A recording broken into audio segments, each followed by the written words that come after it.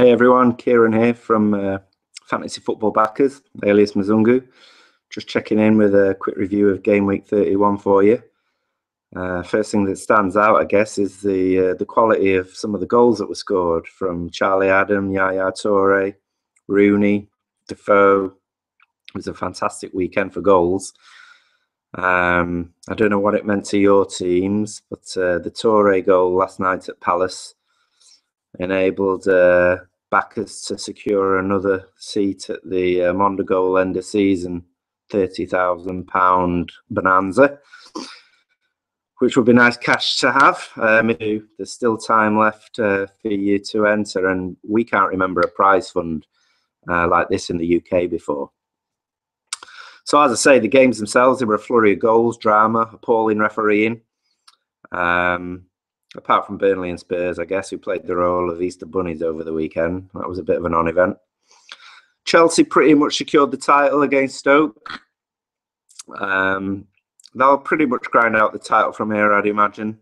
I'd like my title winners to do it with a little bit more flair and panache.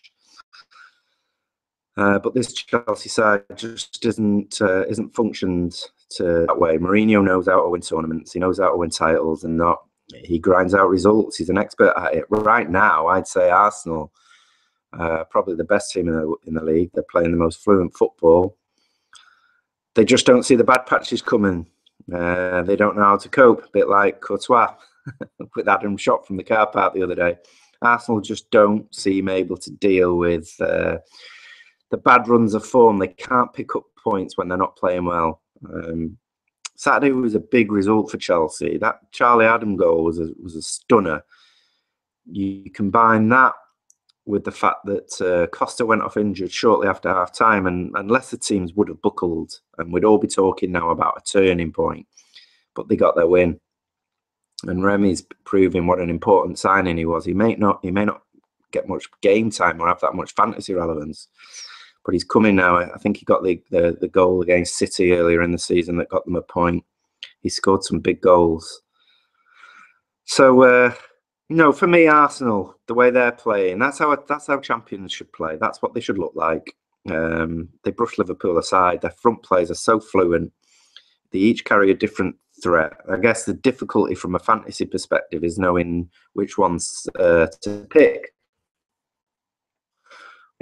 For the weekend we were lucky. Welbeck, with the early kickoff, we knew what team it was going to be. Welbeck was on the bench, and any other normal week, would you have expected he would have played? Maybe. The point is, you never really know. And so once again, we're leading the call for late swap. The providers out there, you've got to sort it out. You can't expect us to keep parting with our money when we can't guarantee whether our selections are going to be playing or not. So that's Arsenal. They as I say, they look really on form at the moment. The battle for Champions League places is turning into a bit of a non-event, and that's largely due to the inconsistency of Liverpool and Spurs. And it's just as well for Man City. I don't know what's going on there. A team like that, they should not be in fourth place.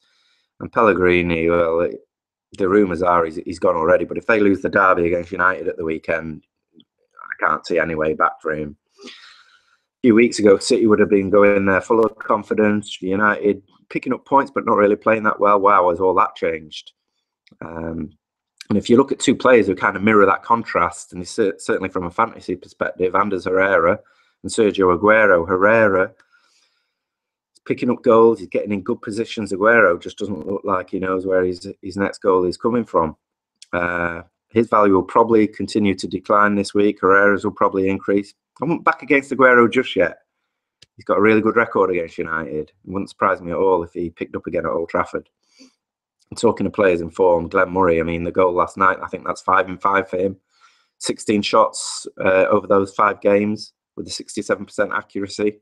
It's definitely a recipe for success that can be repeated. They go to Sunderland next. While Sunderland don't let many in, he'll be in a lot of teams this weekend. On the other side of the park, you've got Jermaine Defoe. Can he match him? He's got 3 goals from 14 shots in total whilst with Sunderland, so not really. But he does have the advantage of playing at home, and you probably pick him up for a decent price. He could be a good team filler, Defoe, at the weekend. So the North East derby, his goal really rubbed it in for Newcastle, who were just in decline. I mean, I think in terms of a form table, they'd be pretty much at the bottom right now. And them, along with Southampton, seems to have caught Villa's early season problems with not knowing where the net is. I think that's 4 in 8 for Newcastle. It's 5 in 9 for Southampton. Ironically, they last went to St James's. They've got an inviting-looking game against Hull at the weekend. But would you take the risk of putting a Southampton forward in? Certainly not Pele. Would you put in Tadic? No. Main has been all right, but was benched. Probably Shane Long. Meanwhile, Newcastle will travel to Anfield, and Liverpool defenders will be flying off the shelves for that one, even Carlo Torre. For the reasons we just mentioned, Newcastle are in decline. They can't score goals. But we've all been here before, haven't we? Look at the weekend. How many of you had West Brom defenders? Most of the teams I saw did. They had at least one. Some of them stacked with 2 or 3. And Charlie Austin and co. made that selection look like nonsense. Caught a lot of managers out, and that's the beauty of the Premier League and fantasy football, the pure unpredictability of it. QPR will face Chelsea at the weekend, but they've got a crunch midweek match first against Villa, for whom Christian Benteke has suddenly picked up again. He looks like he's returning a little bit to the form before his injury, and those injuries are nasty to get over. The end of the season is probably going to come a little bit too early for him. He could go on a run here. And finally, I guess the other striker to be worth bearing in mind for the weekend is Gomez at Swansea. Scored a couple at the weekend. His value is not so good, and they've got Everton next, and I doubt Jagielka and co will be as accommodating as Hull were. But he's worth considering. So that's pretty much it. I mean, they're the headlines with a quick look forward to next week's fixtures. The derby stands out. Be sure to follow us, fantasyfootballbackers.co.uk.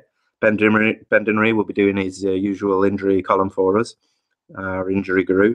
We'll have our own picks up later in the week, press conference news on Twitter, and we've just got a forum up and running, and that's certainly worth a visit. We promise to answer any selection dilemmas you might have, and there's all the usual non-fantasy related discussion, transfers, that type of thing. So until next time, good luck. I'll see you later in the week. Cheers.